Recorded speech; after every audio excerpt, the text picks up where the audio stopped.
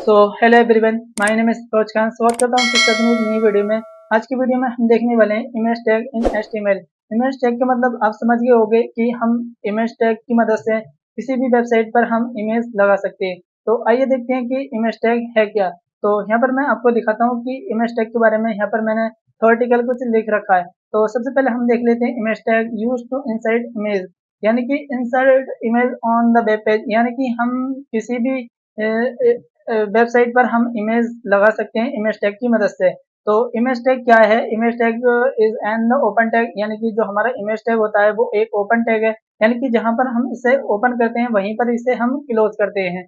और इसके क्या क्या एट्रीब्यूट्स है? एट्रीब्यूट्स का मतलब हमारा जो एसआरसी है, कहाँ से इमेज को लेकर आना है। और टाइटल का मतलब यहाँ पर समझ सकते हो कि इमेज के ऊपर हमें क्या टाइटल लिखना है। और अल्टरनेटिव का यहाँ पर अलर्ट, यहाँ पर अल्ट का मतलब आपको पता होना चाहिए कि अल्ट का मतलब है जैसे कि हमने किसी भी इमेज को लगाया और उस इमेज की वो इमेज ओपन नहीं हो रही, तो वहां पर हमें कुछ ना कुछ यहाँ पर हमें मैसेज में देखने को मिलता है। और हाइट विड्थ हम दे सकते हैं इमेज को कि कितनी हाइट हमें देनी है।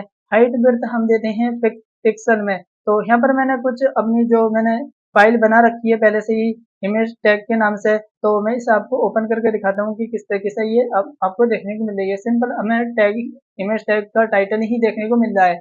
तो चलते हैं हम अपने कोड पर। तो आगे कोड के ऊपर आने के बाद हमें इमेज टैग लिखना होगा। तो सिंपली में img हमें लिखना है। लिखने के बाद यहाँ पर हमें जो हमारी फाइल है, तो यहाँ पर मैं आपको दिखाता हूँ कि हमारी जो फाइल है वो कहाँ पर है, यानी कि जो इमेज है हमारी वो कहाँ पर है। तो इमेज है हमारी यहाँ पर, यानी कि इमेज 17। तो सिंपली इसका जो रीनेम है वो यहाँ पर हमें कॉपी कर लेना है। कॉपी करने के बाद सिंपली हमें और इसका जो टाइप है वो भी यहाँ पर हमें देखने को मिलेगा। सिंपल आप राइट क्लिक करोगे और यहाँ पर हमें प्रॉपर्टीज में आ जाना है सबसे नीचे। जैसे यहाँ पर आओगे तो यहाँ पर हमारा जो टाइप है फाइल का, यानी कि इमेज का जो टाइप है वो जेपीईजी है। यहाँ पर पीएनजी भी होता है, तो हमें जेपीईजी लिखना होगा। तो सिंपल ही हमें यहाँ पर सबसे पहले इसका नाम पेस्ट कर देना है। डॉट लगाकर हमें यहाँ पर JPEG यहाँ पर हमें लिखना होगा। यहाँ पर इतना लिखने के बाद यहाँ पर जैसे ही मैं इसे सेव करता हूँ और इसे मैं जैसे ही रन करूँगा, तो यहाँ पर आपको देखने को मिलेगा कि किस तरीके से हमारी इमेज आ गई है। तो यहाँ पर अभी पूरे में आ रही है, यानी कि कवर होके आ रही है ये पूरा। तो यहाँ पर हमें इसकी हाइट और विड्थ भी दे सकते हैं। तो सबसे पहले हम यहाँ पर जो देने वाला हूँ, मैं यहाँ पर हाइट और विड्थ दे लेता हूँ कि किस तरीके से हम यहाँ पर देखते हैं। तो सबसे पहले विड्थ दे लेता हूँ मैं यहाँ पर 200 पिक्सल। यहाँ पर मैंने 200 पिक्सल ली और यहाँ पर मैं हाइट ले लेता हूँ। यहाँ पर मैं हाइट भी 200 पिक्सल ले लेता हूँ। जैसे मैं इतना लेता हूँ और इसे मैं सेव किया मैंने, तो इसे मैं हटा देता हूँ पहले। जैसे ही मैंने इसे सेव किया और इसे मैं जैसे ही रिफ्रेश करूंगा, तो यहाँ पर आपको देखने को मिल होगा 200 पिक्सल विड्थ है इसकी, 200 पिक्सल इसकी वो यानी कि लंबाई है। तो यहाँ पर हम इतना दिया, तो इसकी जो हाइट विड्थ है वो मैं यहाँ पर बढ़ा देता हूँ, यानी कि 400 कर देता हूँ यहाँ पर मैं। और इधर भी हाइट में 300 कर देता हूँ। तो सिंपली मैं यहाँ पर 300 की मैंने, तो हाइट विड्थ हमारी हो गई। होने के बाद अब हम यहाँ पर देख लेते हैं कि हमें टाइटल देना है इसके ऊपर। तो हमें टाइटल देना है। टाइटल के ऊपर हम ले सकते हैं, जैसे कि यहाँ पर मैं टेस्टिंग ले लेता हूँ। टेस्ट और यहाँ पर टेस्टिंग मैंने लिया। जैसे ही मैंने यहाँ पर टेस्टिंग दिया और सिंपली मैं इसे रिफ्रेश करता हूँ, तो यहाँ पर आपको देखने को मिल जाएगा कि जैसे मैं माउस लेके जाऊँगा यहाँ पर हमें टेस्टिंग देखने को मिलेगा। आपको देखने को मिल जाए कि हमारा जो टेस्टिंग है वो यहाँ पर देखने को मिल जाए। यहाँ पर हम कोई भी यानी कि इमेज के ऊपर हम कुछ भी लिख सकते हैं, टेस्टिंग और भी कुछ सारा हम लिख सकते हैं। जैसे ही आप इमेज के ऊपर आओगे टेस्टिंग आपको देखने को मिलेगा। यहाँ ऐसे ही यहाँ पर हम टेस्टिंग मैंने यहाँ पर लिया और यहाँ पर मैं ले लेता हूँ अल्ट। तो यहाँ पर मैंने अल्टरनेटिव लिया और यहाँ पर हम कुछ भी लिख सकते हैं। तो यहाँ पर मैं ले लेता हूँ दिस इज दिस इज यहाँ पर this is not this is this is not a image. यहाँ पर हमें थोड़ा मैं इसे ले लेता हूँ, this is not a image. तो यहाँ पर मैं इमेज ले लेता हूँ, this is a not a image. जैसे मैं इसे सेव करता हूँ और यहाँ पर मैं इसे फिर से मैं रिफ्रेश करता हूँ, तो यहाँ पर आपको कुछ भी देखने को नहीं मिलेगा क्योंकि हमारी फाइल का अभी नाम सही है। जैसे यानी कि हमारी जो इमेज का नाम है वो यहाँ पर अभी सही है। जैसे मैं यहाँ पर JPEG हटा दूँ और यहाँ पर जैसे मैं इतना हटाऊंगा, तो हमारी जो फाइल का नेम है वो यहाँ पर देखने को नहीं मिलेगा।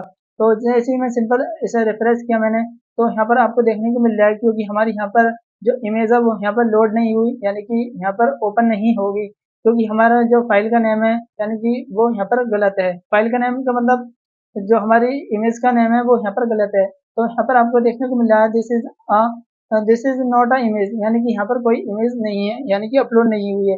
तो सिंपली यहाँ पर फिर से मैं इसे एक बार अंडू कर लेता हूँ। तो जैसे ही मैंने इसे किया और फिर से मैं आपको रिफ्रेश करके दिखाता हूँ कि किस तरीके से हमारी फाइल का आ गई। यहाँ पर आपको टेस्टिंग भी देखने को मिल जाए। तो यहाँ पर जो सारे हमारे एट्रीब्यूट्स थे वो यहाँ पर हमारे कंप्लीट हो गए।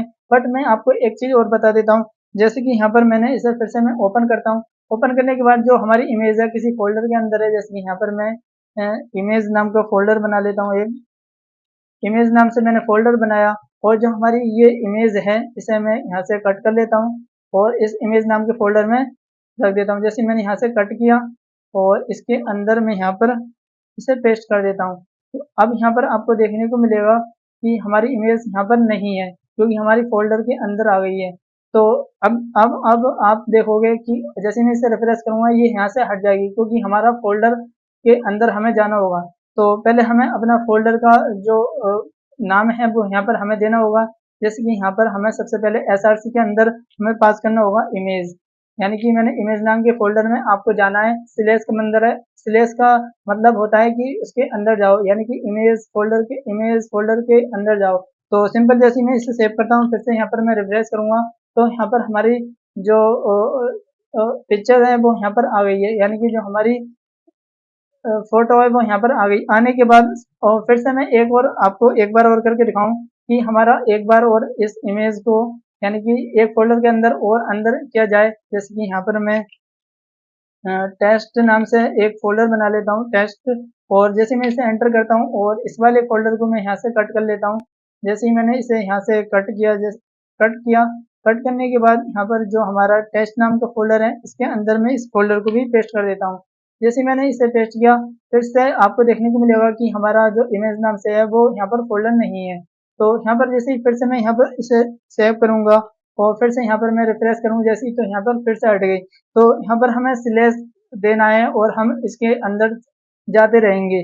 तो हमें टेस्ट नाम से दिया और फिर से हमने स्लैश लगा दिया। स्लैश का मतलब होता है इस टेस्ट नाम के फोल्डर के अंदर जाओ, यानी कि इमेज नाम के फोल्डर के अंदर जाओ। जैसे ही मैं इसे सेव करूँगा फिर से आपको रिफ्रेश करके दिखाऊँ, जो हमारी फोटो है वो यहाँ पर आ गई है। इसी तरीके से हम इतना सारा कोड करते रहेंगे और यहाँ पर जो हमारी फाइल है वो आती रहेगी। और तो आज की वीडियो में इतना ही, मिलते हैं नेक्स्ट वीडियो में। Thank you so much guys.